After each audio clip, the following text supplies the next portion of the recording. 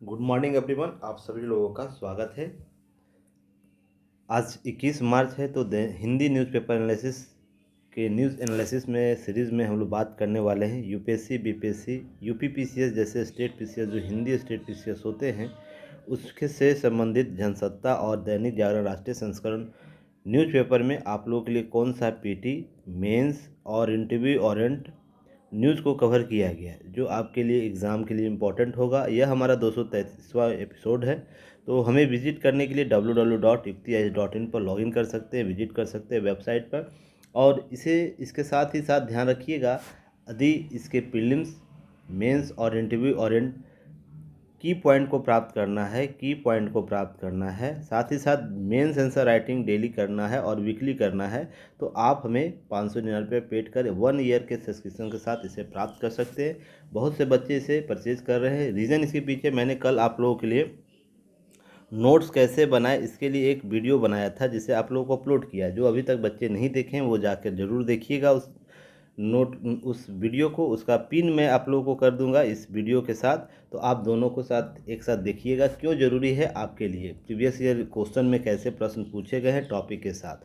तो आज के टॉपिक में हम लोग बात करने वाले हैं, डिस्कशन करने वाले हैं, रूस यूक्रेन संघर्ष हल वार्ता और कूटनीति से ही संभव है। हमारे वर्तमान प्रधानमंत्री के द्वारा रूस और यूक्रेन दोनों को यह बताया गया है और यह सही कदम के तौर पर देखा जा रहा है कि किसी भी संघर्ष का वर्तमान स्थिति क्या है कि हम वार्ता के टेबल पर आए, वार्ता करें, कूटनीति करें और हम द्विपक्षीय संबंधों को बेहतर बनाएं।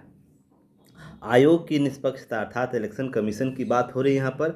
चयन समिति में न्यायिक सदस्य होना जरूरी नहीं, यह केंद्र सरकार के द्वारा हलफनामे में बोला गया है। यह मामला चल रहा है एडीआर बनाम आपको भारत संघ में, जहां पर सर्वोच्च न्यायालय में मामला गया है कि नियुक्ति प्रक्रिया में जो नई संशोधन नीति लाई गई है वो कहीं ना कहीं उसको पूर्ण विचार करने की आवश्यकता है। तो उस मामले में हम बात करेंगे। साथ ही साथ देखेंगे चुनाव आयुक्त और अन्य आयुक्तों की नियुक्ति कैसे होती है, चुनाव आयोग क्या है, अनुच्छेद 324 जो है उसमें नियुक्तियों के लिए प्रावधान क्या किए गए हैं, जिसमें चीफ इलेक्शन कमीशन और अन्य इलेक्शन कमीशन की बात होती है। नए चुनाव आयुक्तों की नियुक्ति प्रक्रिया क्या है, जो पहले पूर्व स्थिति क्या थी, आपको सुप्रीम कोर्ट के द्वारा क्या निर्देश दिया गया था, आपको अनूप बरनवाल बनाम भारत संघवाद 2023 के बाद में भारत के सर्वोच्च न्यायालय के निर्देश क्या थे, उसके वर्तमान स्थिति क्या है, इसकी चर्चा करेंगे, देखेंगे न्यायिक प्रक्रिया के संदर्भ में। फिर ग्लोबल हैप्पीनेस इंडेक्स में भारत 126वें स्थान पर रहा, तो इस आंकड़े को देखेंगे, इससे संबंधित पक्षों को देखेंगे। और संपादकीय में आज बहुत ही महत्वपूर्ण टॉपिक है जिस पर हम चर्चा करेंगे। पहला कि आम आदमी सरोकार साधती विदेश नीति, अर्थात विदेश नीति किस प्रकार की भारतीय विदेश नीति वर्तमान में है कि आम आदमी केंद्र बिंदु में है। तो यह किस प्रकार से केंद्र बिंदु में आया है, इसके एस्पेक्ट को देखेंगे, इसका प्रभाव विश्व पर कैसे पड़ रहा है, इसे हम देखने का प्रयास करेंगे। और अंत में देखेंगे खर्च करने की बदली है प्रवृत्ति, अर्थात उपभोक्ता का जो ग्रामीण उपभोक्ता जो है, ग्रामीण और शहरी उपभोक्ता है, तो उसके व्यय करने की प्रवृत्ति बदली है। तो ये प्रवृत्ति किस प्रकार के हमें पॉजिटिव और नेगेटिव एस्पेक्ट लेकर आया है, इस प्रवृत्ति को समझने का प्रयास करेंगे। संस्थाओं के लिए क्या दिशा निर्देश इस उपभोग व्यय में देखने को मिल रहा है, तो सारे खर्च को देखेंगे और आगे बढ़ेंगे। चलिए नेक्स्ट हम बात करेंगे। तो ई बुक प्राप्त कर सकते हैं आप हिस्ट्री का, पॉलिटी का, साइंस का, इकोनॉमी का, ज्योग्राफी का। तो आपको दिए गए नंबर से कांटेक्ट करिएगा, बात कर सकते हैं ई बुक प्राप्त करने के लिए। इसके आगे हम लोग बात करेंगे। देखिए 70 बीपीएससी का आप लोगों को चल रहा है, टेस्ट सीरीज चल रहा है, एनसीईआरटी टेस्ट सीरीज चल रहा है।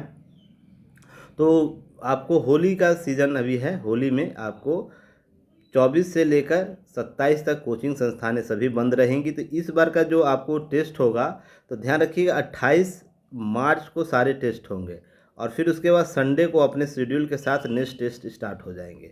तो आप लोग को क्या करना है, इस बीच आपका जो शेड्यूल है नेक्स्ट टेस्ट का वो आप उसे अपने जारी रखिएगा और नेक्स्ट डेट के साथ सारे एग्जाम दीजिएगा आप। चलिए आगे बात करें। हम बीपीएससी मेंटरशिप प्राप्त करना चाहते हैं तो हमसे जुड़ सकते हैं, यूपीएससी मेंटरशिप प्राप्त करना चाहते हैं तो हमसे जुड़ सकते हैं। क्लियर है? तो आगे हम बात करेंगे। आगे इसके अतिरिक्त और भी चीज़ें हैं जो हम लोग आज अपने 1 सेकेंड कुछ लिंक दिए गए हैं, उसे आप लोग ज़रूर सर्च कीजिएगा, वॉच कीजिएगा, देखने का प्रयास कीजिएगा, आपके लिए इम्पॉर्टेंट होगा। लाइक शेयर सब्सक्राइब जरूर कीजिएगा, हमें सपोर्ट कीजिएगा, बेल आइकन को जरूर पुश कीजिएगा ताकि सारे नोटिफिकेशन आप तक पहुँचे। और टेलीग्राम चैनल से जुड़ने के लिए हमें टेलीग्राम पर या तो युक्ति टाइप कीजिएगा तो हमें वहाँ पाइएगा, या तो इस बार कोड को स्कैन कर गूगल स्कैनर से स्कैन करके हमसे डायरेक्ट जुड़ सकते हैं। हमारे वेबसाइट को विजिट कर सकते हैं www.yuktiais.in पर। लाइक शेयर सब्सक्राइब तो जरूर कीजिएगा, हमें सपोर्ट कीजिएगा। चलिए मेन टॉपिक पर आते हैं बिना समय गवाए हैं। तो देखिए मेन टॉपिक में क्या बातें हो रही है कि रूस यूक्रेन संघर्ष का हल वार्ता और कूटनीति से ही संभव है, जो हमारे प्रधानमंत्री के द्वारा व्लादिमीर पुतिन हाल ही में राष्ट्रपति चुने गए हैं। आपको मैंने इस पर न्यूज़ भी कवर किया है। और जो जेलेंस्की है, जो यूक्रेन के आपको राष्ट्राध्यक्ष हैं, उनके द्वारा भी बातें की गई है। ध्यान रखिएगा कि दोनों की स्थिति को समझने का प्रयास कीजिएगा। नरेंद्र मोदी ने आपको रूस के राष्ट्रपति व्लादिमीर पुतिन और यूक्रेन के राष्ट्रपति आपको जेलेंस्की के साथ अलग अलग वार्ता की, एक ही दिन में किए। ध्यान रखिएगा ये भी कि रूस और यूक्रेन टकराव के समाधान वार्ता कूटनीति के स्तर पर ही संभव किया जाता है। लगातार देख रहे होंगे कि युद्ध जारी है और वैश्विक परिदृश्य को यह प्रभावित कर रहा है, खाद्य मूल्य को बढ़ा रहा है और आपसी रिश्तों द्विपक्षीय संबंधों को भी प्रभावित कर रहा है। इसलिए ध्यान रखिएगा, जब 6 वर्षों के लिए रूस के राष्ट्रपति चुने गए हैं तो पुतिन को फ़ोन पर बधाई भी दी गई। साथ ही साथ ध्यान रखिए जेलेंस्की के साथ फ़ोन वार्ता करके भारत दोनों देशों के बीच संघर्ष को शीघ्र समाप्त करने और शांति के लिए किए जा रहे सभी प्रयासों को अवगत कराए। अर्थात इनके द्वारा यह बातें की गई है कि आप शांति और अस्तित्व को बनाए रखें, क्षेत्रीय सीमाओं का क्या करें, सम्मान करें। और ध्यान रखिएगा सबसे इम्पोर्टेंट है कि वैश्विक जिम्मेवारी है, इसे समझने का प्रयास करने की आवश्यकता है। तो यही सभी चीज़ों की बात पर चर्चा हो रही है। यह कूटनीतिक तौर पर हम इसे देखते हैं कि भारत अपने जो द्विपक्षीय संबंध है कैसे आप राष्ट्र के साथ संबंधित कर रहा है और उसे कैसे आगे बढ़ाने का प्रयास कर रहा है। एक ही दिन में दोनों देशों के साथ राष्ट्रपतियों से बात करके स्पष्ट किया गया कि वैश्विक मंच पर अपनी अलग और स्वतंत्र कूटनीति लेकर प्रतिबद्ध है। अर्थात भारत की अपनी वैश्विक प्रतिबद्धता अलग है वैश्विक मंचों पर। जैसे हम रूस के साथ अपने द्विपक्षीय संबंधों को बेहतर कर सकते हैं, साथ ही साथ यूक्रेन के साथ हम द्विपक्षीय संबंध एक साथ चला सकते हैं दोनों देशों के साथ। पर वैश्विक जब एकजुटता की बात होगी तो क्या होगा कि यह दोनों देशों को यह वार्ता के टेबल पर आने की बात कह सकता है, जिम्मेवारी की एहसास करा सकता है। ये सब बातें आपको देखने को मिलेगा। अमेरिका और यूरोपीय देशों के विरोध के बावजूद रूस के साथ संपर्क, नहीं तो दूसरी तरफ रूस के विरोध के बावजूद यूक्रेन के साथ संपर्क कायम रखने और उसे मदद भेजते रहें। आप ध्यान रखिएगा, भारतीय विदेश नीति इस प्रकार से हमेशा कूटनीतिक प्रबंधन करती है। ध्यान रखिएगा यही प्रबंधन विश्व में भारत को अलग करती है कि भारत क्या करता है। भारत से जब ये बातें होती हैं, यूरोपियन कंट्री बोलता है कि आप रूस से संबंध मत रखो, तो भारत रूस से अपने हितों के संदर्भ में संबंध रखता है। रूस बोलता है कि यूक्रेन से आप संबंध मत रखो, तो भारत अपने संबंधों को बेहतर बनाने के लिए यूक्रेन से संबंध बेहतर करता है। और तीनों के साथ भारत के यहाँ यूरोपीय कंट्री को अमेरिका के साथ रखिएगा, ठीक है ना, प्लस अमेरिका कर दीजिएगा। सभी के साथ भारत का विदेश नीति या संबंध हम बोले द्विपक्षीय संबंध, बहुपक्षीय संबंध बेहतर हैं। तो यह विरले ही देखने को मिलता है कि इस प्रकार के आपको विदेश नीति चलन में है आपको वैश्विक पटल पर। इसलिए भारत की कूटनीति जो विदेश नीति बदलाव आए हैं जिसमें आम जनता इम्पॉर्टेंट है, क्यों, हमारे हित आम हित है। हम जो भी विदेश नीति कायम करेंगे, जो भी संबंध कायम करें, उसके केंद्र बिंदु में हमारी जनता है। इसलिए हम उसके हित में जो भी बेहतर होगा वो हम करेंगे। इसके लिए दो टूक जवाब भी दिया जाता है हमारे विदेश मंत्रालय की तरफ से। इसी संदर्भ को समझने का प्रयास कीजिएगा। अब यहाँ बात हो रही है कि रूस और यूक्रेन के बीच सामंजस्य बनाने की रणनीति को आगे बढ़ाने का प्रयास किया जा सकता है। वर्ष जापान में G27 के शीर्ष स्तरीय बैठक में बातें की जा चुकी है, उच्च स्तरीय वार्ता हुई थी दोनों देशों के बीच। इसी तरह यूक्रेन और विदेश मंत्री जो दिमित्रो कुलेबा भारत की यात्रा पर इसी महीने आने वाले हैं, तो उनसे बात हो सकती है। इसी तरह अगले 2 महीने के भीतर स्विट्जरलैंड के यूक्रेन रूस विवाद समाधान को लेकर एक बैठक होने जिसमें भारत भी हिस्सा लेगा। तो यह काफ़ी अहम बातें हैं कि इस तरीके से मंचों का प्रयोग भारत कर रहा है। तो आगे हम बात करेंगे, अगले न्यूज़ पर आते हैं। वहाँ तक क्लियर हो गया होगा आप सभी लोग को। देखिए यह बहुत ही इंपॉर्टेंट न्यूज़ है, इसे अच्छे से आप लोग कवर कीजिएगा। यहाँ से आपको प्रीवियस ईयर क्वेश्चन आपको देखने को मिलेंगे, और मैंने कल वीडियो एनालिसिस में आप लोगों को बताया भी है कि कैसे आपको नोट्स बनाने हैं। अब नोट्स बनाना कैसे, इसे बेहतर तरीके से आप लोग समझ जाइएगा। जो भी क्यूरी होगा कमेंट सेक्शन में आप लोग बताइएगा, कमेंट सेक्शन में बताइएगा। और वीडियो को बिना फास्ट फॉरवर्ड किए ही देखना है, बिना स्किप किए ही देखना है, क्योंकि 30 मिनट का वीडियो है। आप उसे अच्छे तरीके से देखिए, बार बार देखिए, समझिए, और नोट्स कैसे बनाने हैं, प्रीवियस ईयर क्वेश्चन को कैसे कलेक्ट करना है, फिर साथ ही साथ ध्यान रखिएगा मेंस के क्वेश्चन को कैसे राइट डाउन करना है, और उसका आंसर राइटिंग कैसे करना है, ठीक है ना, आंसर राइटिंग कैसे करना है, ये सारी चीज़ें आपको समझने की आवश्यकता है। चलिए हम बात करेंगे, अब टॉपिक पर आते हैं। तो आयोग की निष्पक्षता किसकी बात हो रही है? चुनाव आयुक्तों की नियुक्ति पर नए कानून सुप्रीम कोर्ट में किया बचाव, और निष्पक्षता को लेकर चयन समिति के न्यायिक सदस्य होना जरूरी नहीं है, केंद्र के द्वारा बोला गया है। कहाँ पर? आपको सर्वोच्च न्यायालय में। देखिए मामला क्या है, पहले उसे देख लेते हैं, उसके बाद हम न्यूज़ के अन्य पार्ट को देखेंगे, कोर पॉइंट को देखेंगे। अब देखिए बात हुई है कि चुनाव आयोग स्वतंत्रता के चयन समिति न्यायिक सदस्य को मौजूदगी से नहीं आती। इसी तरह वरिष्ठ पदाधिकारियों के उपस्थिति में चयन समिति स्वतः पक्षपाती मानने का आधार नहीं हो सकता। ये बात आपको केंद्र सरकार ने मुख्य चुनाव आयुक्त और अन्य चुनाव आयुक्तों की नियुक्ति के नए कानून सुप्रीम कोर्ट में जो विवाद चल रहा है, जिसमें देखिए एडीआर रिपोर्ट, यहाँ पर ध्यान रखिएगा, एडीआर रिपोर्ट जो है गैर सरकारी संगठन एडीआर ऑफ डेमोक्रेटिक रिफॉर्म नए कानून को लेकर तहत नियुक्ति को लेकर रोक लगाने की मांग की है। यह सुप्रीम कोर्ट में फैसले में बातें हो रही है, चीज़ें उभर कर सामने। एडीआर जो है वो सर्वोच्च न्यायालय में एक याचिका दायर करता है, और वो बोलता है कि जो नई व्यवस्था लाई गई चयन पद्धति की नई व्यवस्था जो है वो क्या है, प्रश्नगत है, क्योंकि उसमें वास्तविक रूप से क्या है कि न्यायिक सदस्य की बात नहीं हो रही है। तो यही सब चीज़ें हो रही। पहले सुप्रीम कोर्ट उसमें सदस्य के तौर पर हुआ करता था। बातें यहाँ आपको समझने की आवश्यकता है। एक मामले में इसने अपनी राय बताई थी। अब यहाँ चयन जो समिति है उसकी न्यायिक सदस्य नहीं होना पक्षपात होगा। केंद्र सरकार यह बात चुनाव आयुक्तों को लेकर नियुक्ति अंतरिम रोक लगाने के विरोध में सुप्रीम कोर्ट के बुधवार को दाखिल हलफनामे में बोलता है कि सुप्रीम कोर्ट का जो मुख्य न्यायाधीश और अन्य चुनाव आयुक्तों की नियुक्ति और सेवा शर्त अधिनियम 2023 पर रोक लगाने की मांग गुरुवार को सुनवाई करेगा, अर्थात आज सुनवाई करेगा। इसी को लेकर बातें पर चर्चा चल रही है। अब इसी बीच में एक चीज़ को याद रखना आप लोगों को कि तय व्यवस्था के आधार पर इस कानून में दी जा सकती है चुनौती, नहीं दी जा सकती चुनौती, ध्यान रखना है। सरकार ने कहा कि संविधान विशेष रूप से संसद को यह अधिकार देता है कि चुनाव आयुक्त की नियुक्ति पर फैसला लेने, शक्ति प्रदान करने, सुप्रीम कोर्ट को फैसले की सुनता तक भर आपको क्या करना, वाचिंग की स्थिति में रहना। ऐसा नहीं कि जब मान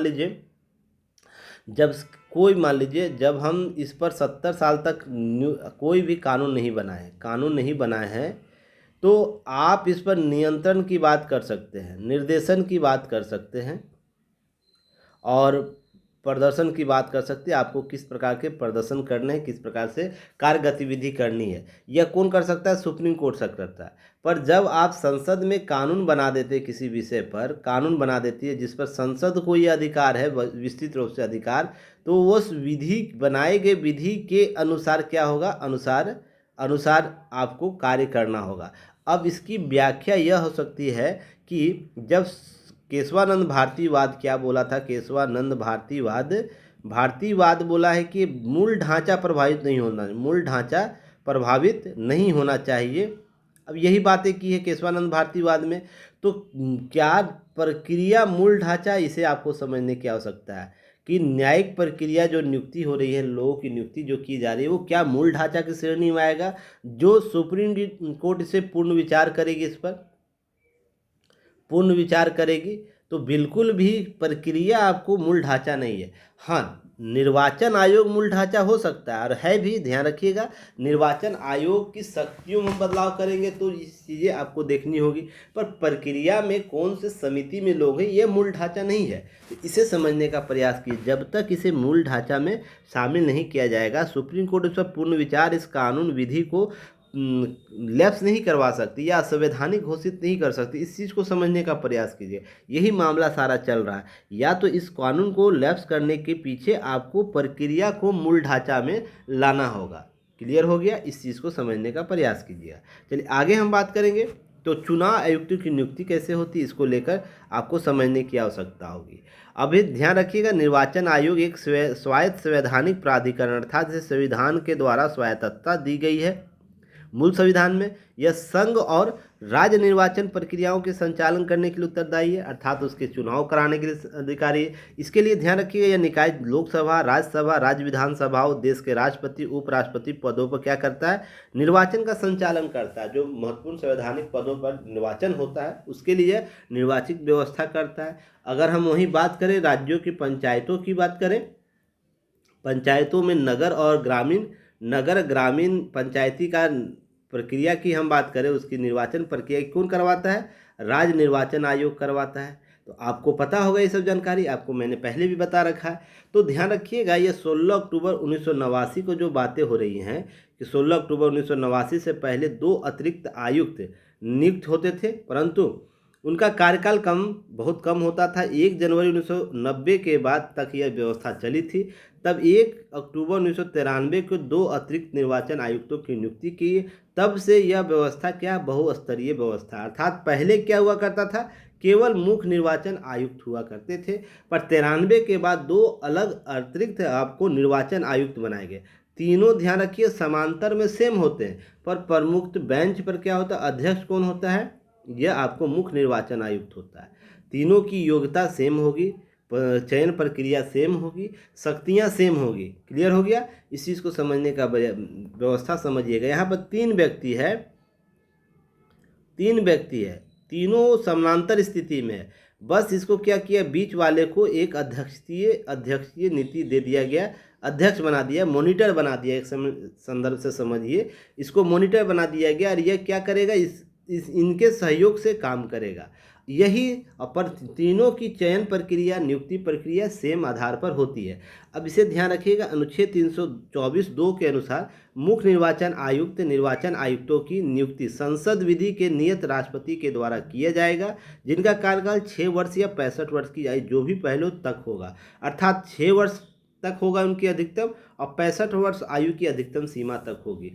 अब ध्यान रखिएगा, वर्तमान में हाल ही में आपको 2 लोगों की नियुक्ति की गई है, जिस पर मैंने पीटी फैक्ट आप लोगों न्यूज़ भी कवर किया गया, ज्ञानेश कुमार और डॉक्टर सुखवीर सिंह संधू। ध्यान रखिएगा, अब इसके पहले राजीव कुमार पहले मुख्य निर्वाचन आयुक्त पहले से ही हैं, तो इनका कार्यकाल आप लोगों को याद रखना है, पीटी फैक्ट के तौर पर आपको एग्जाम में काम देगा। अब हम चुनाव आयोग की बात करें तो देखिए, चुनाव आयोग भाग 15 में है। कितना में है, भाग 15 में, अनुच्छेद 324 से लेकर 329 तक, जहां पर उसके अधीक्षण, निर्देशन और नियंत्रण संबंधी शक्तियां दी गई। हम आर्टिकल की बात करें चुनाव आयोग के आर्टिकल का, तो महत्वपूर्ण आर्टिकल 324, 25, 26, 27, 28, 29 है, जिसमें से आपको 2 आर्टिकल तो विशेषता याद रखने हैं। जैसे आपको यहाँ पर चुनाव वयस्क मताधिकार के आधार पर होंगे, तो 326 जरूर याद रखना है।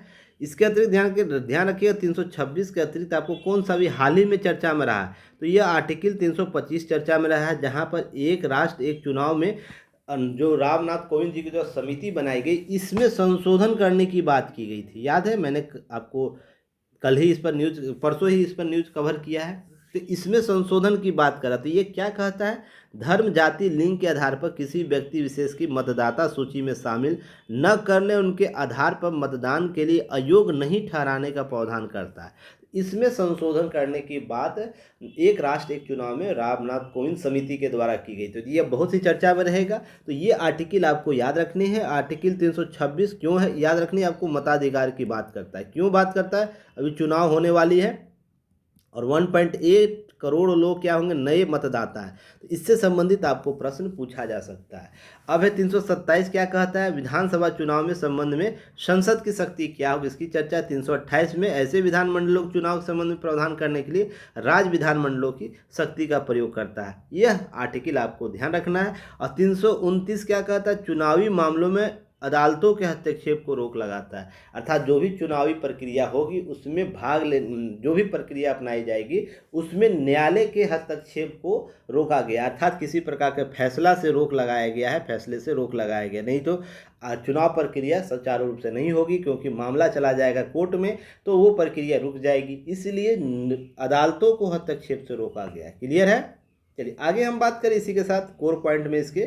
तो ध्यान रखिएगा अभी वर्तमान में जो नियुक्तियों का प्रावधान क्या है, आर्टिकल 324 2 के तहत क्या प्रावधान किया गया है। तो चीफ इलेक्शन कमीशन और इलेक्शन कमीशन नियुक्ति सेवा शर्त और कार्यालय के अवधि अधिनियम 2023 के प्रावधानों के तहत इस अधिनियम को पुराने चुनाव आयोग अर्थात चुनाव आयुक्तों की सेवा शर्त कामकाज संचालन अधिनियम 1991 की जगह ली। अर्थात जो यह एक्ट आया है वो क्या है, 91 की जगह प्रावधान है, जो मैंने आप लोग को बताया 91 में संशोधन किए गए। और यह चुनाव आयोग को त्रिस्तरीय बनाता है, 3 स्तर का, 3 लोगों के द्वारा बनाया गया। अब ध्यान रखिएगा अनुच्छेद 324 खंड 2 क्या कहता है कि चुनाव आयोग मुख्य चुनाव आयुक्तों के चीफ इलेक्शन कमीशन के उतने ही संख्या चुनाव आयुक्तों इलेक्शन कमीशन होंगे जितने राष्ट्रपति समय समय पर तय करे। ये कौन तय करेगा, इसकी संख्या कितनी होगी, यह राष्ट्रपति तय करेगा। ध्यान रखिएगा इसकी संख्या 3 होगी कि 4 होगी कि 5 होगी 10 होगी, यह कौन तय करेगा, यह राष्ट्रपति तय करेगा, या केवल एक होगा। देखिए संविधान क्या बोलता है, केवल इलेक्शन कमीशन की बात करता है, इलेक्शन कमीशन की मुख्य इलेक्शन कमीशन की बात करता है, उसके सहयोग से चुनाव आयोग निर्देशन करेगा। अब उसके लिए अलग की नियुक्ति भी की जा सकती है, ऐसी बात की जाती है, पर वो संख्या की बात नहीं करता है कि कितने स्तरीय कितने सदस्यीय संस्था होगी। क्लियर है। उसके अतिरिक्त बात की जाती है कि 324 खंड 5 कहता है, क्या कहता है कि संसद चीफ इलेक्शन कमीशन और इलेक्शन कमीशन के सेवा कार्यकाल के शर्तों को निर्धारित करता है। कौन शर्त निर्धारित करेगा, यह संसद करेगा। संख्या कितनी होगी, यह कौन करेगा, राष्ट्रपति करेगा।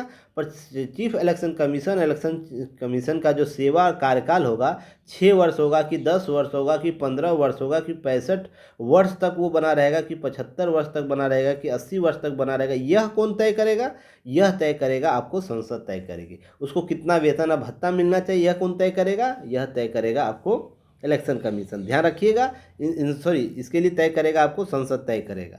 अब चुनाव आयोग के पास पहले सिर्फ एक मुख्य चुनाव आयुक्त के साथ साथ, लेकिन वर्तमान इसके मुख्य चुनाव आयुक्त अतिरिक्त 2 उप चुनाव आयुक्त जिनका कार्यकाल 6 वर्ष से लेकर 65 वर्ष तक जो भी पहले वो होता है, आपको पहले भी बताया गया। अब देखिए सबसे इंपॉर्टेंट आपको जानकारी रखनी है, क्या रखनी है जानकारी, कि मामला क्या हुआ है, क्या फंसा है मामला। तो ध्यान रखिएगा नए चुनाव आयुक्त की नियुक्ति की प्रक्रिया को लेकर पूर्व की स्थिति क्या थी, सर्वोच्च न्यायालय ने सुझाव क्या दिए गए, अनूप बनाम बनाम भारत संघ वाद 2023 है, जिसमें सर्वोच्च न्यायालय ने कुछ निर्देश दिए थे कि चुनाव आयुक्तों की और अन्य आयुक्तों की जो चीफ इलेक्शन कमीशन है या तो इलेक्शन कमीशन की चयन प्रक्रिया क्या होनी चाहिए, इसके लिए कुछ निर्देश दिए थे। वो वर्तमान स्थिति में इस एक्ट के आने के बाद क्या स्थिति है, इसे समझने का प्रयास कीजिएंगे। हालांकि मैंने 26 अक्टूबर की न्यूज़ में शायद इसे कवर किया है, 26 फरवरी के न्यूज एनालिसिस में यह न्यूज़ जो आया था मैंने चर्चा किया है, तो फिर से देख लेते हैं, कोई बात नहीं है।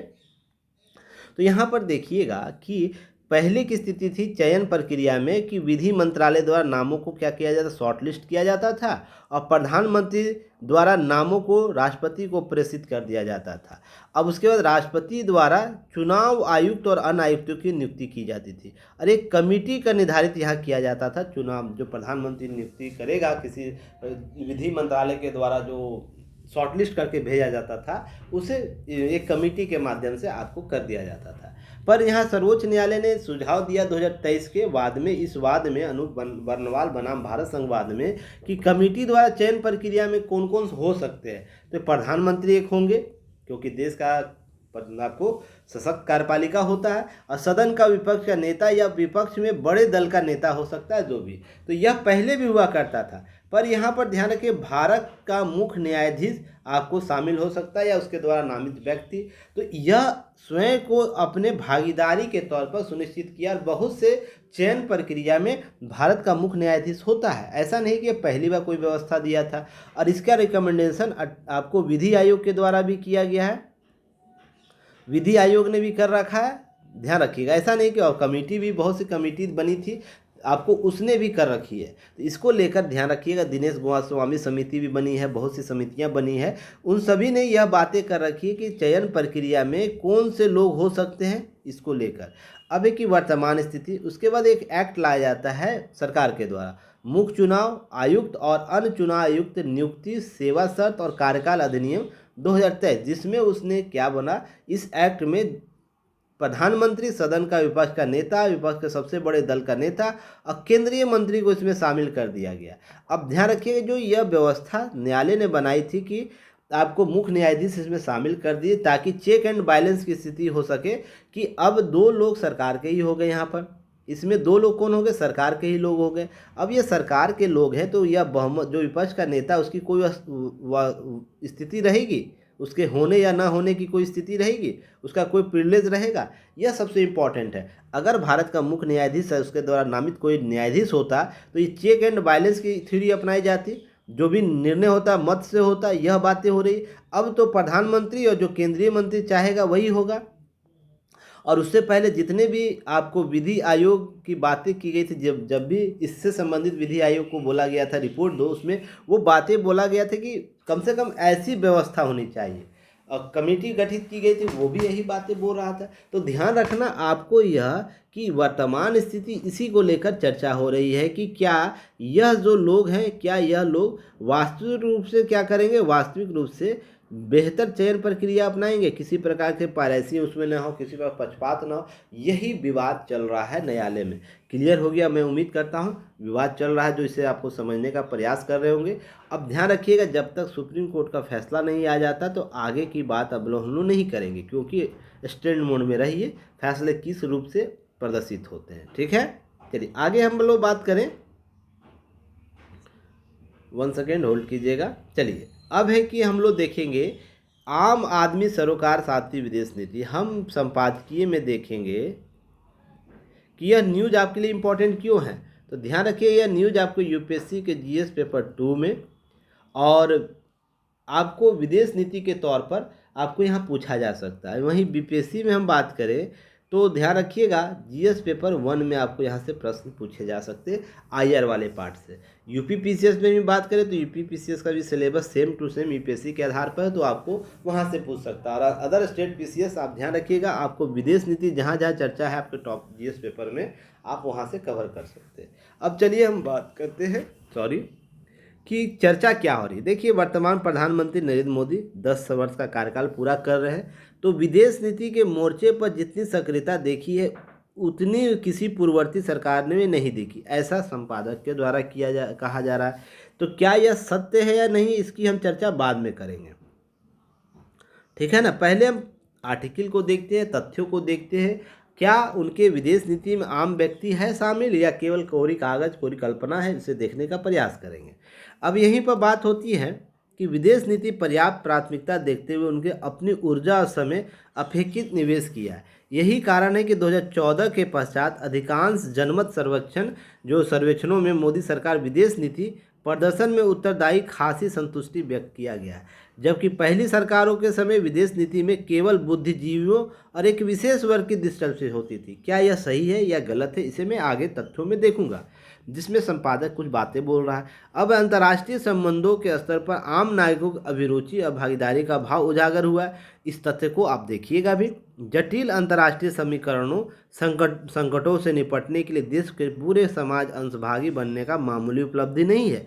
स्वाधीन भारत के इतिहास में ऐसा पहली बार हुआ है। इसका कारण क्या है? जनमानस में बढ़ता विश्वास कि सामान्य जन के हितों को विदेश नीति सीधा सरोकार होता है। अर्थात कहने का मतलब यहाँ पर है इस संपादक के द्वारा कि आपकी विदेश नीति हो या राज्य की नीति, राज्य के आंतरिक भूमिका, अंदर का नीति हो या बाहर का नीति हो, दूसरे देशों के संबंध के साथ नीति हो, XYZ आपका कोई देशों के साथ संबंध बनाया जाए, उसके केंद्र बिंदु में यहाँ पर निवास करने वाली जनता होती है।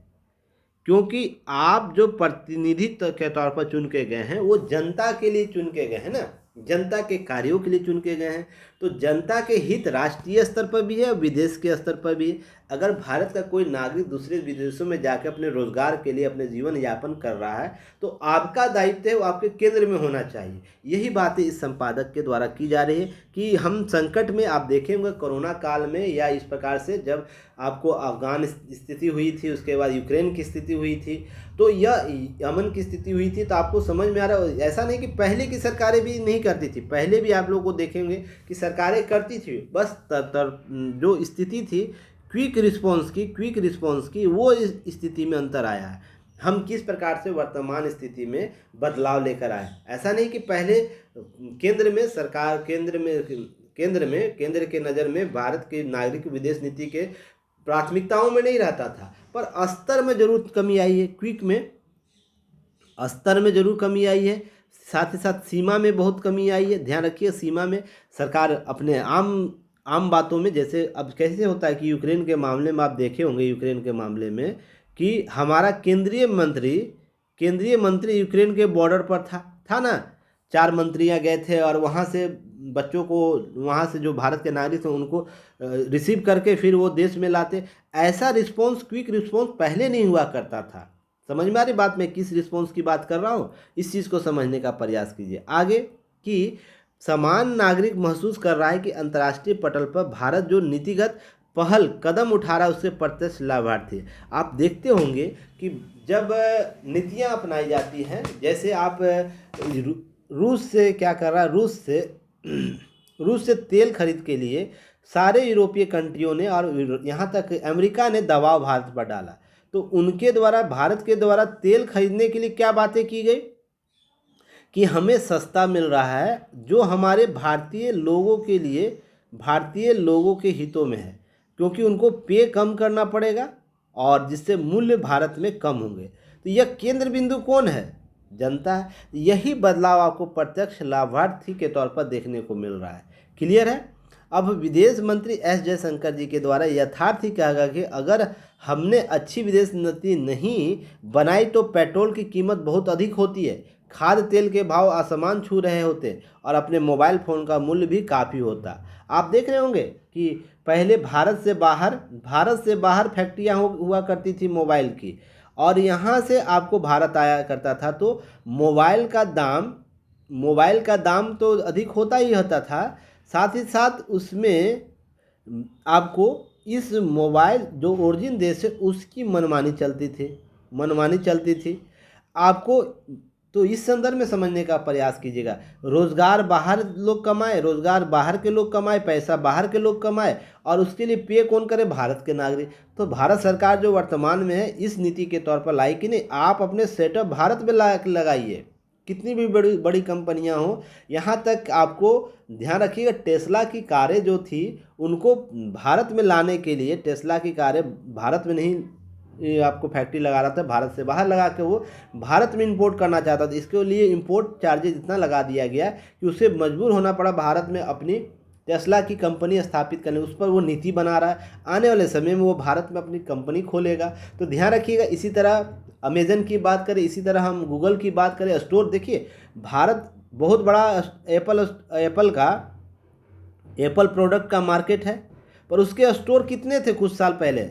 2014 से पहले कितने स्टोर थे? जो मल्टीनेशनल स्टोर होता है, आप बिरले ही आपको देखने को मिलेगा। पर हाल ही में 3 स्टोर खोले गए ना, बम्बई में, दिल्ली में, मुंबई में, बेंगलुरु में, दिल्ली में, मुंबई में 3 जगह खोले गए जो मल्टीनेशनल स्टोर होते हैं। तो ध्यान रखिएगा, मजबूर होइएगा। भारतीय हितों, जब तक विदेश नीति के पटल में प्रत्यक्ष लाभार्थी नहीं बनेगा आम जनता, तो वो बदलाव आपको देखने को मिलेगा। इसी तरीके से और भी उदाहरण आप देख सकते हैं। जब हम अपने विदेशी साझेदारों के साथ जो भारत अपने भारतीय दैनिक जीवन पर प्रभाव पड़ता है, तो इस प्रकार से आपको 4 और 14 के बीच मनमोहन सिंह की सरकार के दौरान औसत मुद्रास्फीति 8.2% थी और 1 दशक के बाद यह 5% हुई। इसका कारण क्या है? इसके पीछे है कि कारण राष्ट्रीय स्तर पर और अंतर्राष्ट्रीय स्तर पर हमने केंद्र में किसे रखा है? केंद्र में आपको आम जनता को रखा है, जिससे क्या हो रहा है कि मूल्य आपको पे कम करना पड़ रहा है। किसी भी वस्तु का बाहर के लोगों को मूल्य पे करना पड़ रहा है कम, इसलिए यहाँ के लोगों को अधिक लाभ मिल रहा है। इसलिए देखते हैं मुद्रास्फीति अभी 5% के स्तर पर आ गया, जो पहले कितना हुआ करती थी? 8.2। तो इस प्रकार से क्या लोगों की आय बच रही है? लोगों की आय बच रही है, वो अन्य चीज़ों में उपभोग कर सकता है। महंगाई पर लगाई गई घरेलू जो नीतियां, उसके तहत से कुशल विदेश नीति भी अपनाई जा रही है। ये सब बातें की जा रही है। अब इसके अतिरिक्त हम बात करें कि इसके अतिरिक्त देखिए, कच्चे तेल में 85%, प्राकृतिक गैस में 50% और आवश्यकताओं की पूर्ति आयात पर निर्भर हुआ करता है। भारत मामले में एक मुखरता रेखांकित है क्योंकि देश इस तरीके से, पर विदेश नीति और देश की ऊर्जा सुरक्षा एक दूसरे पर आश्रित है। जब 2022 में रूस यूक्रेन युद्ध चलता है तो पश्चिमी शक्तियों के द्वारा भारत को रूस के विरुद्ध पक्ष लेने का दबाव डाला जाता है। हमने अपने लोगों के बुनियादी जरूरतों को सर्वोपरि रख के क्या किए, नकारते हुए रूस के सस्ते तेल हमने आपूर्ति को समझौते किए। तो स्वतंत्र और दबाव मुक्त विदेश नीति के चलते हमने यह निर्णय ले पाया और पेट्रोल और डीजल कीमतें उतनी नहीं बढ़ी जितने दाम वैश्विक बाजारों पर चढ़ गए थे। आप जाके वैश्विक तुलना कीजिए, जो भारत में उस समय 100 रुपया पेट्रोल और डीजल का दाम चल रहा था, 100 रुपये के आसपास, विश्व में 256, विश्व में और भी इससे ज़्यादा स्थिति 3 गुना 4 गुना स्तर पर था। अगर भारत वही काम करता जो अन्य राष्ट्र करते हैं तो उसका लाभ क्या मिल पाता है भारत के लोगों को? तो यह देखिए, तो इसके केंद्र में कौन चल रहा है? केंद्र में जनता चल रही है। जनता, जो विदेश नीति के केंद्र में कौन है? जनता है, इसे ध्यान रखिएगा। अब जयशंकर ने पश्चिमी आलोचकों को मुंह तोड़ जवाब दिया था। मैंने जब यह आलोचना आया था उसमें कुछ बातें आपको बताई भी थी, जो पुराने स्टूडेंट इसको सुने होंगे मेरे मुंह से भी, मेरी बातों से, कि भारत सरकार नैतिक कर्तव्य है कि अपने नागरिकों को सबसे उत्तम सौदेबाजी करे और सस्ते दरों पर चीज़ों को उपलब्ध कराए।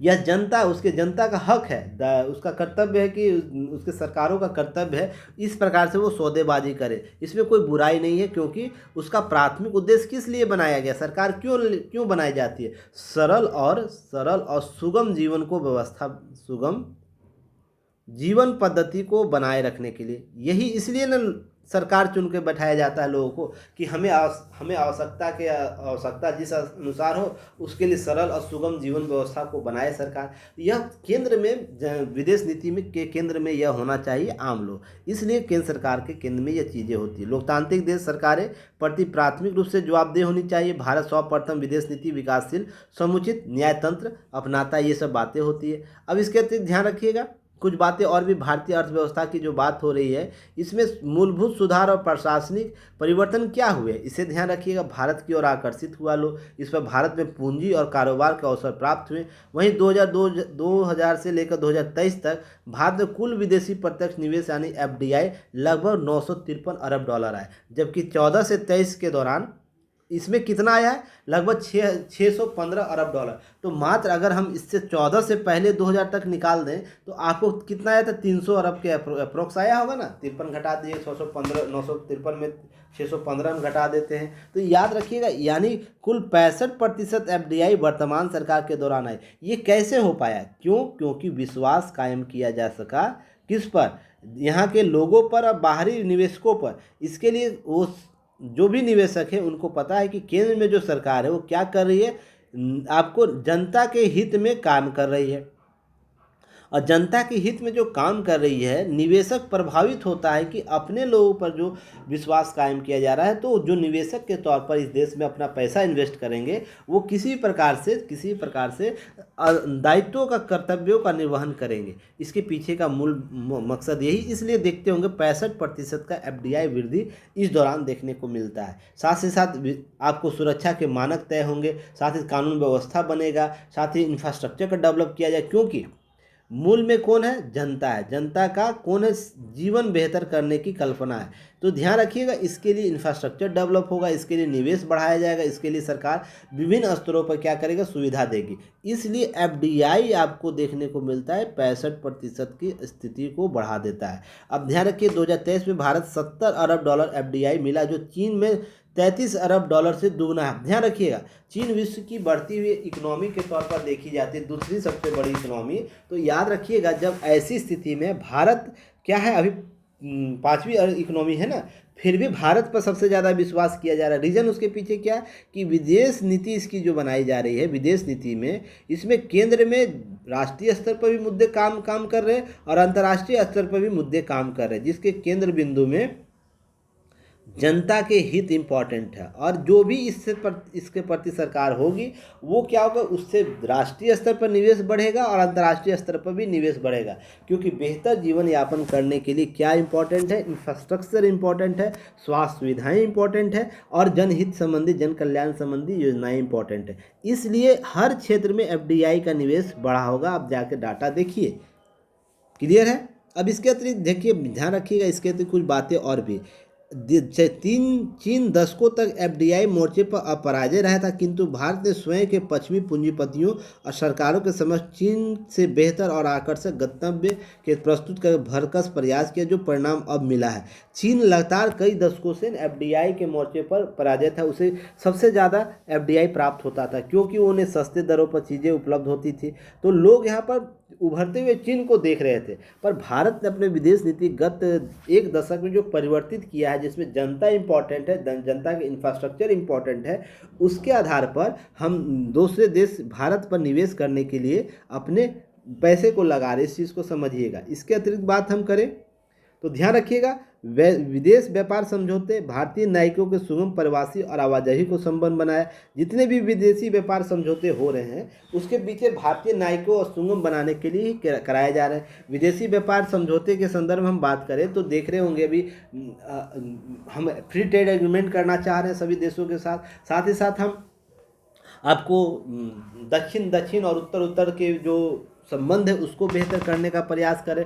डब्ल्यूटीओ के मुद्दे पर हम प्रयास करें, अंटार्कटिका जैसे संबंध को बेहतर करने का प्रयास करें। तो सभी मुद्दे पर दीर्घकालिक आशावादी भविष्य हमें दिख रहा है, तो जिसमें हमने मित्र राष्ट्रों के साथ सामरिक साझेदारी के तौर पर गहराई तक ले जाने का प्रयास कोई कसर नहीं छोड़ी। वही भारत कई उद्यम आरंभ हुआ है। इसी तरह हम रोजगार सृजन की बात करें तो ध्यान रखिएगा, वैश्विक दिग्गज कंपनी जो अमेजन है, हाल ही में 2030 तक भारत में 26 अरब डॉलर का निवेश करेगा। सोचिए, चीन में 33 अरब डॉलर का एफडीआई मिला है। आप कितना कम है इससे, तो इतना रुपया का क्या करेगा भारत में अमेजन निवेश करेगा, अर्थात किसी देश की एफडीआई के बराबर वो क्या कर रहा है, किसी देश में निवेश कर रहा है भारत में। इससे क्या होगा, भारत में 20 लाख भारतीयों को नौकरियां प्राप्त होगा। ये कैसे संभव हो पाया? यह केवल आपको विदेश नीति के स्तर पर राष्ट्रीय और अंतर्राष्ट्रीय, ध्यान रखिए, राष्ट्रीय प्लस अंतर्राष्ट्रीय नीतियों में केंद्र के बिंदु में क्या है, जनता के हित है, जनता के क्या है, हित हैं, जिनमें उनको जीवन को क्या करना है, सतत बनाना है, बेहतर बनाना है। इसलिए आप जितनी भी योजनाएं देखेंगे राष्ट्रीय स्तर पर जनता उन्मुख है, जिसमें महिला भी है, किसान भी है, युवा भी है और आपको महिलाएं भी हैं। ध्यान रखिएगा, इस तरीके से जो फोरकास्ट लाया गया वो क्यों लाया गया, इसे समझने का प्रयास कीजिए। इससे क्या होगा, हर जगह इन्वेस्टमेंट बढ़ेगा इस संदर्भ में, राष्ट्रीय स्तर पर भी अंतर्राष्ट्रीय स्तर पर भी। अब इसके अतिरिक्त हम बात करें तो ध्यान रखिएगा, वाणिज्यिक फैसले पिछले कंपनियों के प्रबंधन नहीं बल्कि सामान और तत्व अन्य पहलू भी प्रभावित होते हैं। हमें नहीं भूलना चाहिए कि महत्वपूर्ण और उभरती प्रौद्योगिकी, जैसे हम एआई की बात करें, अभी हाल ही में ना फिनटेक की हम बात कर रहे थे, तो कुछ दिन 2 दिन पहले ही मैंने इस पर न्यूज़ एनालिसिस किया था। जितने भी नई प्रौद्योगिकी डेवलप हुई, एआई, ब्लॉकचेन, आपको आईओटी, इस प्रकार से पिछले वर्तमान सरकार विदेश मंत्री जयशंकर जैसे लोग क्या करें, विदेशी मंचों पर जाकर इसका पदार्पण कर रहे हैं। सब चीज़ों को देखने का ध्यान रखिएगा आप लोग, सभी चीज़ें एक साथ हो रही है। अब ध्यान रखिएगा, सबसे इम्पोर्टेंट कि विकसित भारत का सपना साकार करने के लिए विदेश नीति की महत्ता को कम नहीं आंका जा सकता है। इसके लिए भारत के लिए उच्च आय, अच्छे जीवन स्तर, देखिए मैंने क्या अभी लगातार बात कर रहा था, अच्छे जीवन स्तर की सहूलियत प्रदान करने के लिए सक्षम विदेश नीति होना आवश्यक है, जिसका परिणाम क्या होगा, आंतरिक रूप से राष्ट्रीय बदलाव देखने को मिलेंगे। राष्ट्रीय क्षेत्रीय स्तर पर क्या होंगे बदलाव, लोगों के जीवन यापन पर देखने को मिलेगा, क्योंकि सभी एलपीजी के दौर पर सभी चीज़ें एक दूसरे से कनेक्ट है। अगर हम एक में बदलाव कर रहे हैं तो सभी चीज़ें बदलाव होंगी आपके आसपास के वातावरण में। जैसे आप जलवायु परिवर्तन के मुद्दे को देख सकते हैं। जलवायु परिवर्तन के मुद्दे पर मैंने कुछ दिन पहले ही इस पर आपको न्यूज़ एनालिसिस कराया था। जलवायु परिवर्तन होता है तो युवा पर क्या प्रभाव पड़ता है, रोजगार पर क्या प्रभाव पड़ता है, कृषि पर क्या प्रभाव पड़ता है, याद आ रहा है? किस प्रकार से युवा के जीवन प्रभावित होते हैं, लोगों के जीवन प्रभावित होते हैं, रोजगार किस तरह प्रभावित होता है, कृषि पद्धति कैसे प्रभावित होता है, औद्योगिक निर्माण कैसे प्रभावित होता है, मैंने इस पर चर्चा किया था। तो यह किस लिए हो रहा है, केवल एक जलवायु परिवर्तन के कारण हो रहा है, जलवायु परिवर्तन के कारण हो रहा है। इस चीज़ को समझने का प्रयास कीजिएगा। चलिए आगे हम बात करेंगे, इसके अतिरिक्त कुछ चीज़ों को समझने का प्रयास करेंगे। अब है कि एक और इम्पॉर्टेंट है, यह भी आप लोग को रखना है। अगर भारत में यह डाटा आप लोग को याद आ रहा है, यह मैंने 29 फरवरी के न्यूज एनालिसिस में इसे कवर कराया था, जाके आप लोग 29 फरवरी को देखिएगा। शहरी क्षेत्रों में किस मद में कितना खर्च किया जा रहा है, ग्रामीण क्षेत्रों में कितना मद खर्च किया जा रहा है, उसमें एक आंकड़े आए थे। उसी से संबंधित नया आंकड़ा आया जिसमें राष्ट्रीय नमूना सर्वेक्षण कार्यालय, जिसे NSSO कहते द्वारा जारी घरेलू उपभोग व्यय के संबंध में सर्वेक्षण 22-23 के प्रारंभिक आंकड़े बदलती हुई भारतीय अर्थव्यवस्था की बात कर रहा है। तस्वीर पेश कर रहा है कि लोगों की नीतियां बदली हैं, उपभोग करने की शक्तियां बदली हैं। तो उस आधार पर हमें नीतियां बदलनी होगी, सरकार को अपनी नीतियां बदलनी होगी। उसी परिप्रेक्ष्य में ध्यान रखिएगा, यह सर्वेक्षण जहां इस बात को रेखांकित करता है कि लोगों के भोजन खर्च में प्रोटीन और पोषक तत्वों की हिस्सेदारी बढ़ रही है, तो वहीं इस चिंता को भी बढ़ाता है कि लोगों के द्वारा नशे आदि पर व्यय पहले से अधिक किया जा रहा है। अर्थात हम लग्जरियस लाइफ की ओर बढ़ रहे हैं, जहां पर बातें हो रही हैं। क्या, एक सेकेंड होल्ड कीजिएगा आप लोग, थोड़ा सा मैं क्या करना, फ्लाइट मोड करना भूल गया था। चलिए कोई बात नहीं, होता है कभी कभी गलतियां सभी से होती हैं। अब देश में लगभग 2.5 लाख से अधिक परिवारों को किया गया सर्वेक्षण। इस आंकड़े में जो NSSO के द्वारा जारी किया गया, तो कमेंट सेक्शन में आप बताइएगा NSSO की स्थापना कब की गई थी, यह किस मंत्रालय के तहत काम करता है, संलग्न कार्यालय है, ध्यान रखिएगा। यह किस प्रकार के आंकड़े हमें देता है, ये तो आंकड़े दे रहा, और भी कोई आंकड़े देता है NSSO, तो मुझे आप लोग कमेंट सेक्शन में बताइएगा। और ये सब सारे न्यूज़ मैंने पहले भी बता रखा है, तो कम से कम आप लोग मेहनत कीजिए, कमेंट सेक्शन में आंसर देने का प्रयास कीजिए। किसी के बारे में कोई जानकारी हो रही है वो लिखने का प्रयास कीजिए। केवल वीडियो देख लेते हैं, कमेंट नहीं करते, तो यह कहीं न कहीं समस्या आपके लिए क्रिएट करेगा। मैं बार बार बोलता हूँ, लिखने का प्रयास कीजिए, लिखने का प्रयास कीजिए। अभी अगर लिखिएगा, सर्च कीजिएगा, तो आप ज़्यादा बेहतर आउटपुट लेकर आ पाइएगा, ठीक है ना। और मैंने कल नोट्स कैसे बनाने हैं उसके लिए वीडियो आप लोगों के लिए अपलोड किया है। उस वीडियो को अगर कहीं भी कन्फ्यूज़न हो, बार बार देखिए और उसी के आधार पर नोट्स बनाइए। हवा पानी वाला नोट्स मत बनाइए कि कहानियाँ लिख दिए, पूरा नोट्स पूरा इस इतना सारे चीज़ों को उतार दिए। इससे कोई नहीं, एग्ज़ाम हॉल में ये सारी चीज़ें नहीं जाएगी। एग्ज़ाम हॉल में वही बुलेट पॉइंट जाएगा जो मैंने बताया है, ठीक है ना। उसे आप लोग बार बार बनाइए। चलिए आगे बढ़ते हैं। तो इस 2.5 लाख परिवारों की बात कर रहा था, 2.5 लाख परिवारों में 5 लोग को जोड़ दीजिए तो लगभग 10 लाख लोगों का सर्वेक्षण हुआ होगा। इसमें पिछले 1 दशक के लोगों के उपभोग की प्रवृत्ति की बात सामने आई। क्या बोला जाता है, इस प्रवृत्ति में क्या बदलाव आए हैं, तो ध्यान रखिएगा। इसमें बोला गया है कि अधिक व्यय करने के बजाय टिकाऊ वस्तुओं पर अधिक व्यय किया जा रहा है। टिकाऊ वस्तु कौन होते हैं, जो इंफ्रास्ट्रक्चर की बात होती है, जैसे लग्जरियस लाइफ बढ़ता है, जैसे गाड़ी पर हो या किसी आइटम को हम खरीद लिए, किसी हमने साजो सामान की बात करें, जूता कपड़ा, इस प्रकार के जो टिकाऊ वस्तु होते हैं उसकी बात होती है, उस पर अधिक व्यय कर रहा है लोग, ठीक है ना। भोजन पर व्यय कम कर रहा है, तो भोजन व्यय करने का मतलब यह नहीं समझिए कि भूखा रह रहा है लोग, ठीक है ना। अब आगे बात करें, वित्त वर्ष 2011-12, 22-23 तक शहरी व्यय की तुलना में ग्रामीण प्रति व्यक्ति व्यय उपभोग में अधिक वृद्धि हुई। इस आंकड़े में मैंने आप लोगों को बताया भी था। तो ध्यान रखिए, ग्रामीण क्षेत्रों में व्यय लगभग 1430 रुपये बढ़कर लगभग 3773 रुपये हो गए। रंगराजन समिति, कस्तूरी रंगन समिति जो गठित हुई थी गरीबी उन्मूलन, गरीबी से संबंधित आंकड़े देने के लिए, उसमें आंकड़ों में बताया गया था कि 1430 रुपये आपको ग्रामीण क्षेत्रों में व्यय किया जाता है। तो अब उससे बढ़कर कितना हो गया है, 3773 रुपया। शहरी क्षेत्रों में 2630 से बढ़कर आपको 6459 रुपया हो गया। तो इस प्रकार से आपको आंकड़े बढ़े, लोग अपना खर्च व्यय बढ़ रहा है। अब परिणाम स्वरूप ग्रामीण और शहरी क्षेत्रों में उपभोक्ताओं की प्राथमिकताओं में बदलाव आए हैं। खाद्य वस्तुओं में और गैर खाद्य वस्तुओं में, जैसे कार, AC, कपड़े, जूते, मनोरंजन आदि अधिक व्यय करने लगे। देश बढ़ती मांग के वाहक बन देश GDP वृद्धि का भी कारण बना है। तो इस प्रकार से लग्जरियस जो चीज़ें होती हैं, देखते होंगे कार, AC और इस प्रकार के जो मनोरंजन के सामान बढ़ रहे हैं, जो गैर खाद्य के तौर पर आते हैं, जो टिकाऊ वस्तुएं होते हैं, उसके बदलाव से क्या होता है, खर्च लोग बढ़ा पा रहे हैं। तो यह चीज़ें कैसी हुई होगी, या तो उनके आय अधिक वृद्धि हुए होंगे इसी आधार पर ना। पहले अगर 100 रुपया आ रहा होगा मान लीजिए 100 रुपया, अब लोगों के पास 1000 रुपया आ रहा होगा, उसी के अनुपात में लोगों के पास 10,000 रुपया आ रहा हो तो ही तो खर्च कर पा रहे होंगे। अब है कि शहरी क्षेत्रों में किस मद में सबसे ज़्यादा खर्च होता है, तो ये आंकड़े आप लोगों को मैंने पहले भी बता रखे हैं आपको 29 फरवरी के न्यूज एनालिसिस में। इसको थोड़ा सा आप लोग को देख लेना है और टैग कर लेना है। अब इसके आगे हम बात करें तो ध्यान रखिएगा, इसके अतिरिक्त कुछ चीज़ें और भी हैं। घरेलू उपभोग व्यय की हम बात करें, सर्वेक्षण के अनुसार ग्रामीण क्षेत्रों में भोजन पर होने वाला व्यय 11-12 की तुलना में 22-23 में 53% घटकर 46% हो गया।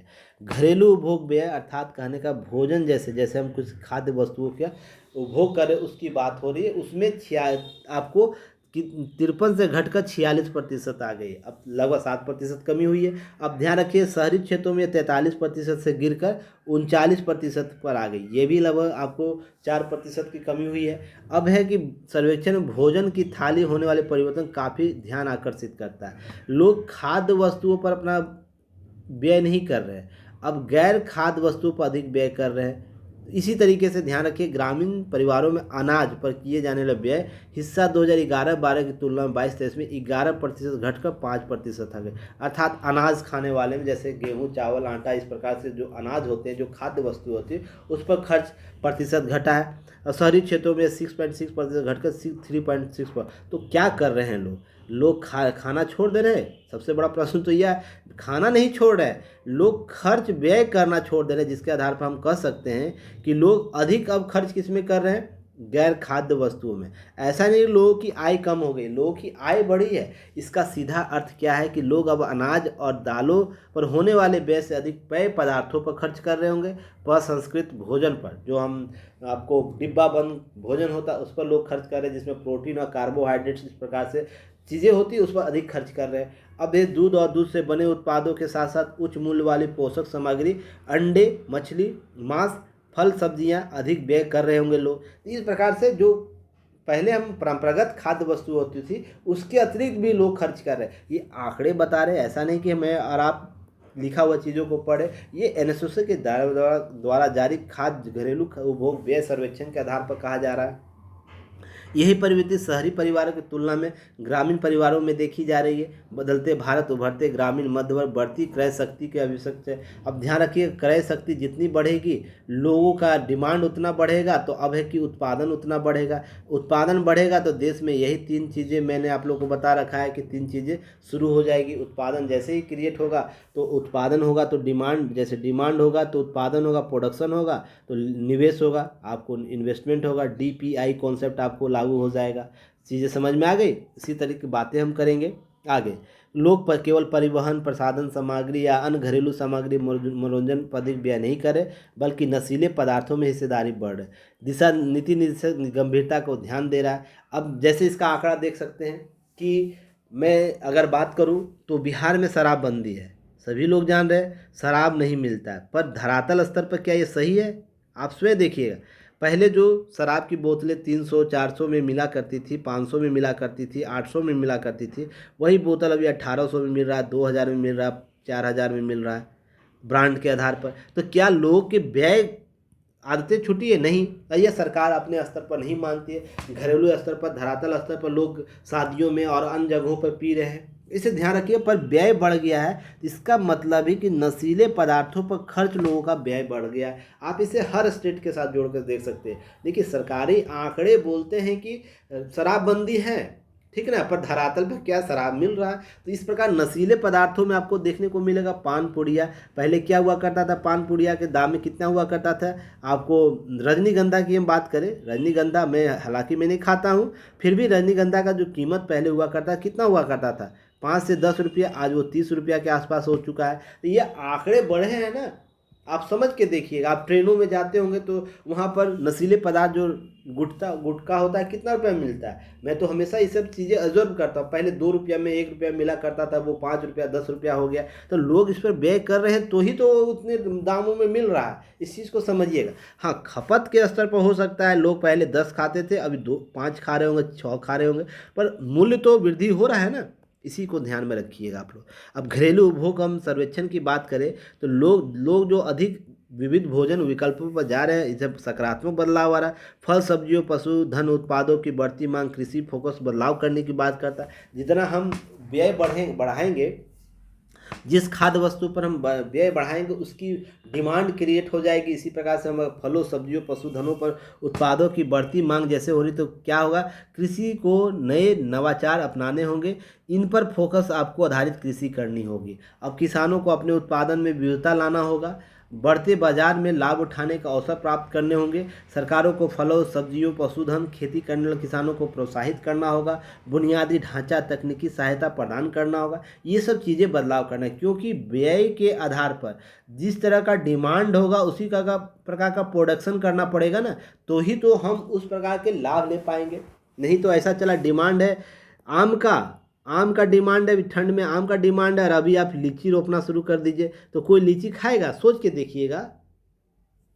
क्यों? क्योंकि यह बेहतर उत्पादन भी नहीं दे पाएगा, क्योंकि आम का भी सीजन चल रहा है। सिंपल सा लॉजिक इसे ही लगाएगा, जो डिमांड है उसी के अनुसार सप्लाई करना होगा। तो डिमांड क्या है? डिमांड इस प्रकार के खाद्य व्यवहारों में बदलाव आया है, तो हमें सरकार को इस प्रकार की नीतियां बनानी होगी और इस प्रकार का क्रियाकलाप कराना होगा, प्रोत्साहन देना होगा, तकनीकी सहायता देनी होगी। उसी तरह संतुलित आहार की हम बात करें तो बढ़ती जागरूकता, मुक्त कार्बोहाइड्रेट, उच्च मूल्य वाले पोषण स्रोतों, इस प्रकार के खाद्य नीति पूर्वावलोकन हमें भविष्य में करना होगा। भविष्य में इस प्रकार के नीतियां हमें बनानी होगी, ताकि सरकार के साथ साथ प्रत्यक्ष रूप से जो किसान है वो भी अपनी नीतियां बदल सके, उत्पादन तरीके बदल सके, और साथ साथ बाजार में डिमांड किए जा रहे उसके अनुसार आप प्रोडक्ट्स को पहुंचा सके। क्लियर हो गया? इस चीज़ को समझिएगा और आगे बढ़ते हैं। अब इसी के साथ देखिएगा, ध्यान रखिए, प्रति व्यक्ति औसत मासिक उपभोग, जो प्रति व्यक्ति जो खर्च कर रहा माह में, उसका औसत मान लीजिए कितना रुपया व्यय हुआ, उसके आधार पर सर्वेक्षण किया गया। तो विभिन्न आय वर्गों के बीच आर्थिक असमानता भी उजागर हुआ। तो एक तथ्य यह भी सामने आया है कि प्रति व्यक्ति औसत मासिक उपभोग जो लोग कर रहे हैं उसमें असमानता है। जैसे 5% सर्वाधिक गरीब ग्रामीण व्यय लगभग 1373 रुपया है। अगर 5% सर्वाधिक गरीब की बात कर ले तो वो कितना रुपया प्रति माह कर पा रहा है? 1373 रुपया। ध्यान रखिएगा, जबकि शहरी गरीबी में 2001 रुपया, यही 5% के स्तर पर। अगर ऊपर के 5 स्तर अमीर की ग्रामीण की बात करें, अगर मान लीजिए एक पैरामीटर बनाइए, यह आपको है औसत है, तो यह ऊपर का जो 5% है, यह 5% है, ये क्या कर रहा है? प्रति माह 10,000 रुपया खर्चा कर पा रहा है, 10,501 रुपया। ये नीचे का जो 5% है वो कितना खर्च कर पा रहा है? वो मात्र 1373 रुपया। तो यह अंतर आपको देखने को मिल रहा है ग्रामीण में। ऐसे ही शहरी में देखिए, आपको शहरी में 201 रुपया है, 2001 रुपया है, यहाँ पर है, सॉरी इधर नहीं, इधर नीचे 2001 रुपया, और यहाँ पर कितना है? 20,000 के अप्रोक्स है, 20,824 रुपया। तो अंतर देख रहे कितना गुना का अंतर है? तो अंतर आप देख पाइएगा, 100 गुना का अंतर आपको देखने को मिल रहा। तो यह अंतर असमानता बताता है कि सरकार अपनी नीतियों को बदले। सरकार क्या करे? नीतिगत फैसले ले कि इस अंतर को हम कैसे कम करें, कि हम समानता के औसत व्यय को ला पाए, जिससे क्या होगा? डिमांड्स बेहतर क्रिएट होंगे मार्केट में। नहीं तो मार्केट में दोनों प्रकार के डिमांड आ जाएंगे, तो जो मैन्युफैक्चरिंग सेक्टर है वो भी क्या करेगा? जो सबसे अधिक डिमांड में होगा उसका उत्पादन करेगा। तो गरीबों का जो उत्पादन जो क्षेत्रक है वो कहीं ना कहीं प्रभावित होगा, तो उसके क्वालिटी इंडेक्स में कमी आएगी। ये सब चीज़ें आपको देखने को मिलेगा। समझ में आ गई बातें? अब इसके साथ देखिए, बढ़ता आर्थिक असंतुलन, नीति निर्माता सबसे कमजोर वर्गों और आर्थिक सामाजिक नीतियों में पूर्ण मूल्यांकन की आवश्यकता को बल देता है कि आपको क्या करना होगा? ग्रामीण और शहरी के इस अंतर को कम करने का प्रयास करना होगा। घरेलू उपभोग सर्वेक्षण आंकड़े भारतीय अर्थव्यवस्था होने वाले संरचनात्मक बदलाव का विश्लेषण करता है। अब जिसमें सामाजिक हम योजनाओं की बात करते हैं, नया आकार देने की आवश्यकता होगी, उद्योगों को अपनी रणनीति बदलनी होगी। जो यह अंतर है हाई और लो का, उसके बीच के औसत अंतर को हम कैसे प्रोडक्ट के आधार पर हम करें कि ताकि दोनों के लिए बेहतर सुविधाएं उपलब्ध हो। इस वर्ग के लिए भी बेहतर सुविधा हो और इस वर्ग के लिए बेहतर सुविधाएं उपलब्ध हो। अब ध्यान रखिए, निष्कर्ष में राज्य सरकारों के लिए अपनी बजटीय रणनीति भी बदलने की आवश्यकता होगी, उस पर दिशा निर्देश लागू करने होंगे। असमानता को कम करने के लिए सामाजिक सुरक्षा योजनाओं को और प्रभावी ढंग से लाना होगा। तो सर्वाधिक महत्वपूर्ण उपभोग जो उपभोक्ता मूल्य सूचकांक अद्यतन करने का मूल मकसद यही है कि ध्यान रखिएगा, इन सब चीज़ों को लेकर सरकार अपने स्तर पर नीतियाँ परिवर्तित करे। सरकार क्या करे? नीतियां बनाए कि कैसे असमानता को हम दूर कर सकते हैं। तो आप देखते हैं, केवल खर्च करने के स्तर में बदलाव बदलाव ने क्या किया, सरकार के नीतियों को परिवर्तित करने की रूपरेखा बता दी। तो यह छोटा कॉन्सेप्ट नहीं है। अगर आप 100 रुपया अपने दैनिक जीवन में, औसत जीवन में बदलाव कर रहे हैं, 1000 रुपया बदल रहे हैं, आपका खर्च मान लीजिए पहले 1000 रुपया हुआ करता था और आप अभी 2000 रुपया कर रहे हैं, तो इससे सरकार को नीति बदलना पड़ेगी। इसी तरह 140 करोड़ जनसंख्या कर रही है, तो ध्यान रखिएगा 140 करोड़ के लिए सरकार को नीतियाँ बदलने, अगर यही आप बदल कर 20,000 कर दिए हैं तो सरकार के सरों में दर्द हो जाएगा। उसकी नीतियों को आमूलचूल परिवर्तन करना होगा। इस तरीके से दो इसके एस्पेक्ट आपको नज़र आएंगे, इसके पॉजिटिव एस्पेक्ट भी और इसके नेगेटिव एस्पेक्ट भी। तो आपको ध्यान रखना इन सब चीज़ों को लेकर, एक्टिव मोड में रहना। प्रश्न आपसे पूछा जा सकता है, तो आप कंफ्यूज नहीं होइएगा। चलिए आगे हम बात करेंगे आज के लास्ट टॉपिक पर। 1 सेकेंड, फिर से ये चला गया, कोई बात नहीं, चलिए 1 सेकेंड रुक जाइएगा। चलिए आ गया। अब ग्लोबल हैप्पीनेस इंडेक्स की बात करें तो भारत 126वें स्थान पर है। 143 देशों के ग्लोबल हैप्पीनेस इंडेक्स, अर्थात कितने देशों की सूची लाई गई, 143 देशों की। 143 देशों में भारत कितना है, 126 स्थान पर है। ध्यान रखिएगा इंडेक्स में है। फिनलैंड क्या लगता है इसमें, टॉप देश की बात करें, Finland, Denmark, Iceland, Sweden, Israel, Netherland, Norway, Luxembourg, Sweden और ऑस्ट्रेलिया आपको इसमें टॉप 10 देशों की सूची में आता है। इस तरीके से देखिएगा भारत कितना है, भारत 126वां स्थान पर है। कुल कितने देशों में, 143 देशों में। ये आपको याद रखनी है। टॉप 5 कम से कम तो याद रखनी है देशों की सूची में कौन है। अब फिनलैंड के बाद हम लगातार 7वीं बार यह शीर्ष पर है। अमेरिका शीर्ष 20 के बाहर हो गया, यह भी आपको याद रखना है। अफगानिस्तान आखिरी पायदान पर है, पाकिस्तान 108वें स्थान पर है। अब यही आंकड़े कहीं ना कहीं प्रभावित करते हैं कि जहां पर अभी सुबह मैंने एक वीडियो देखा पाकिस्तान का, जहां पर उसकी बदहाली की बात कर रहा है। देश में किस प्रकार की बदहाली, लोग मर रहे हैं तो उसके लिए कितने रुपये पे करना पड़ रहा उनको दफन करने के लिए।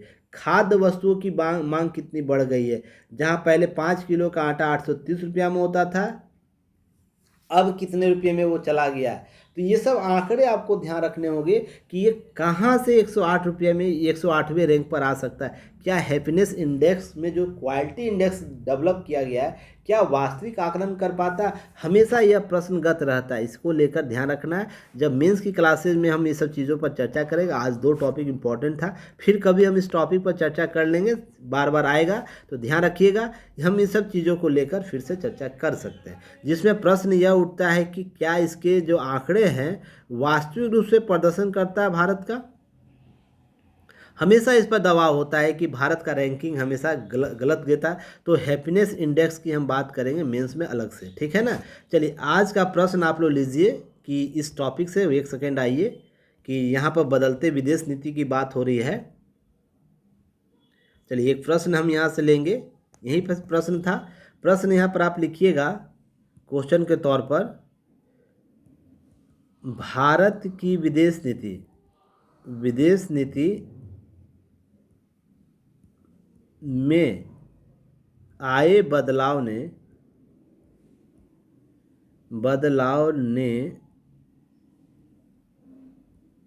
सकारात्मक और नकारात्मक पक्षों को स्पष्ट किया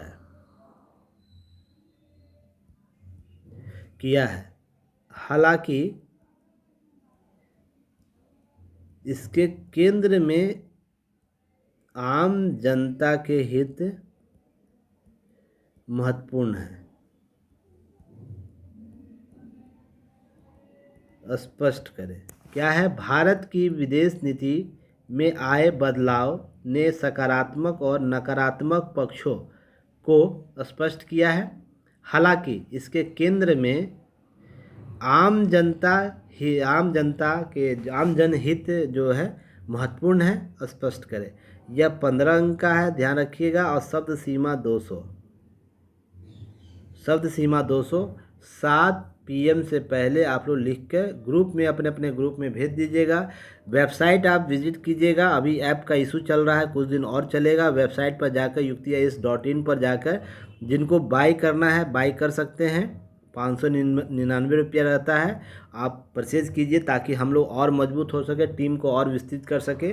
बिना सपोर्ट कुछ नहीं होगा। चलिए फिर मिलते हैं नए न्यूज एनालिसिस के साथ कल, और धन्यवाद। जय हिंद।